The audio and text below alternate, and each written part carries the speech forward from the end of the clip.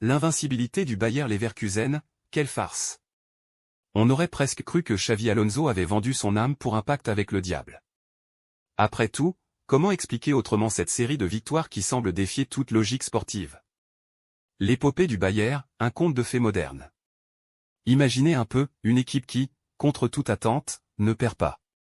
Pas même un petit match nul pour faire bonne mesure. Non, rien que des victoires, comme si le sort en avait décidé ainsi.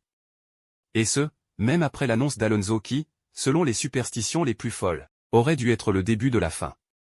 Mais non, le Bayer a continué sur sa lancée, renversant Fortuna Düsseldorf avec la grâce d'un éléphant dans un magasin de porcelaine avec un score de 4-0.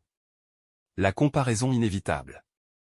Et bien sûr, on ne peut s'empêcher de comparer cette prouesse à celle des grands noms du football. Le Real Madrid de Zidane, Nottingham Forest de 78, l'AC Milan et l'Ajax des années 90, et même la Juventus d'Allegri. Tous ces pauvres clubs qui n'ont pu qu'effleurer le record du Bayer. Quelle tragédie! Les statistiques qui font rêver.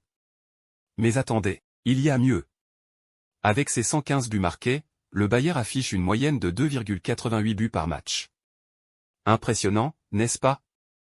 Et que dire de sa défense, aussi impénétrable qu'un filet de pêche avec seulement 31 buts concédés. On en viendrait presque à croire que les adversaires ont décidé de leur laisser le champ libre. La conquête des titres.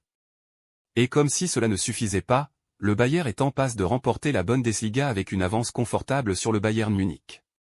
Ils sont également en lice pour la Ligue Europa et la Coupe d'Allemagne. À ce rythme, on se demande s'ils ne vont pas simplement déclarer la fin de la saison maintenant et leur remettre tous les trophées par défaut. En somme, le Bayer Leverkusen est en train de vivre une saison tellement incroyable qu'on pourrait presque la confondre avec un scénario de film hollywoodien.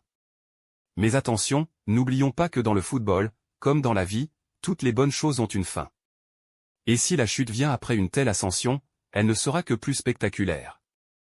Alors, profitons de ce spectacle tant qu'il dure, car qui sait ce que demain nous réserve. Peut-être un match nul, voire une défaite. Non, impossible, n'est-ce pas?